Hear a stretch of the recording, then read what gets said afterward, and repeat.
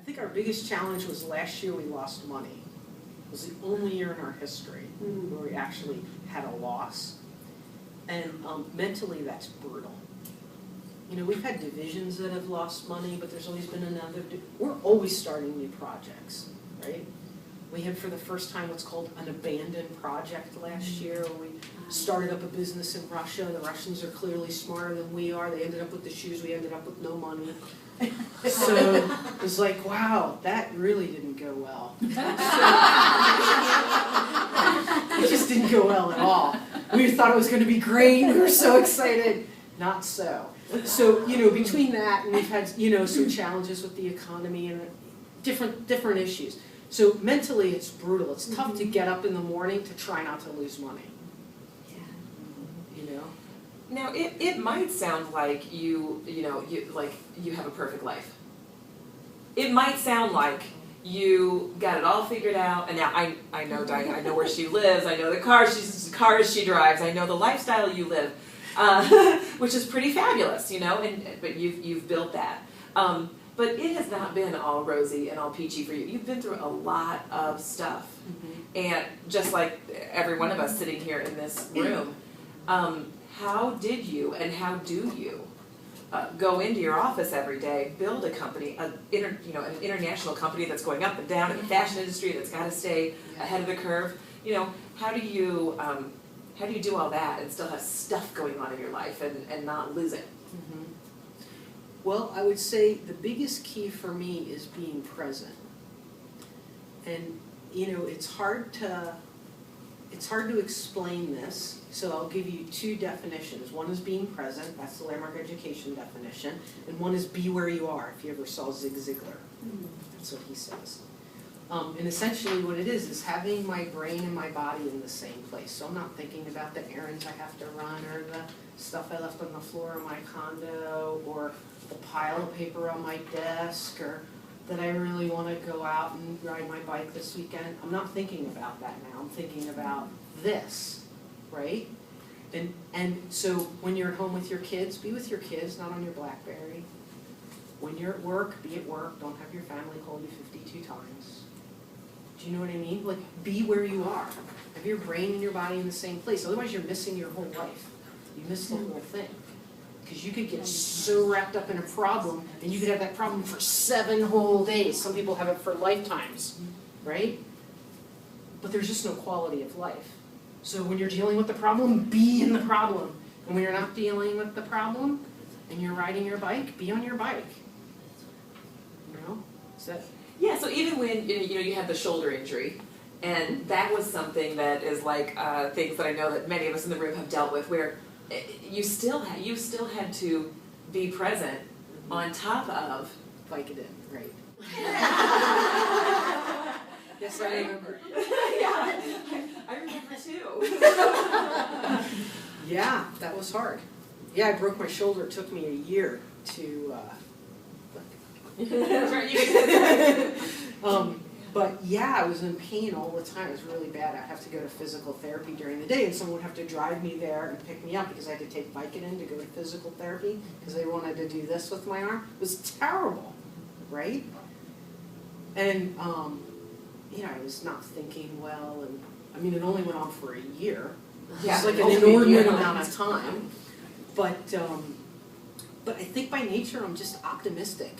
You know, I believe other people will pick up the slack. You know, when someone else is having a problem, I pitch in and help them. Or, you know, I think this is the key, actually. Sometimes you feel like the world is for you, and sometimes you feel like the world is against you. Do you ever have that experience? Yeah, so I just believe the world's for me all the time. So I think my shoulder's going to get better. I'll give you an excellent example. I came home from a trip. I had so much luggage. It was like I had everything. And I got picked up at the airport, loaded everything in the car. I got home, no briefcase. I left it on the curb. My wallet, my phone, my computer. I was like, I can't believe it. And everybody's like, oh my God, I'll call the airport. Blah, blah, blah. I'm like, I'll just go back and get it. Because I knew it was still sitting on the curb. Right? I mean, that's So I went back to the airport, guess what's sitting right there? 2 security people let the bag sit there for 35 minutes. Right? So when I picked up my bag, I put it in the car, I came home, and he was like, well, like it was still sitting on the curb. Like I just expected it would be sitting on the curb, that's where I left it. Oh my God, it's amazing that you think that. Right? But guess what? I lost my bag in the trunk of a cab in New York and got it back, everything was in it. But I just expect to get it back. Because my car was locked and stuff was ripped out of it and broken into. I just expected it would be in there when I got back. I don't know, it just seems to work out that way. I just believe that it's going to be that way, and almost all the time it is. And when it's not, I'm like, wow, that's really unusual. That's right. It just seems like an anomaly to me. But it's not how my life goes. My life goes that people are on my side. And I'm on people's side. Do you know what I mean? Like, I want you to win. Every time. Yeah. Good. What else? Probably not so much now in your current position, but I'm sure when you were at Boeing, seems like I'm always in an environment where I'm the only woman manager, you know, or in an industry where you're the only female, or yeah, and yes. I'm now into some entrepreneur programs for a new business I'm wanting to develop, and there's 2 of us, you know, and have you got any? And I find I'm not as nice as you. I get a little bit of that male tude going, and then I kind of snap. That's really easy to do. Believe me, once a month, whether I want to or not, I snap at work. It's like no control. You know what I mean? So, That tude. Yes. Absolutely. You know, I strongly believe that women have different management styles than men. Like, my dad and one of my business partners will have like a knockdown, drag out, scream at each other, maybe even drop the F-bomb kind of a fight, and then they go to lunch. Like, they're not even upset with each other. They're upset about a thing, you know, they got upset about a thing, and then they're fine. If that were me and someone else, like another woman, another one of my friends, for a week I'd be like, my feelings would be hurt, like I couldn't eat lunch with them. Do you know what I mean? Like I would be so, like I'm more emotional. I'm just more emotional. And I take it more personally. So let's say a management technique of a male is different than a female. And when I was in the aircraft industry, I remember seeing a picture of myself out on the shop floor where all this production was going on. There was a round group of people talking, and there was a photograph taken, and it was put in the newsletter. And that was when I realized I was short. Because I thought I was the exact same height as everyone else I was in business with. So there's like all these men, and then there was me. And that was when I realized women are shorter than men, when I saw the picture. But like inside my head, I don't see I have no differential, right? But I know that when I see a man or a male interact about something, I know I can't necessarily be effective doing it that way. I could do it that way, but it's not really my way.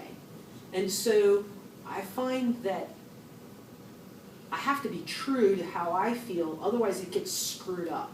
So I have to handle things the way I would handle them.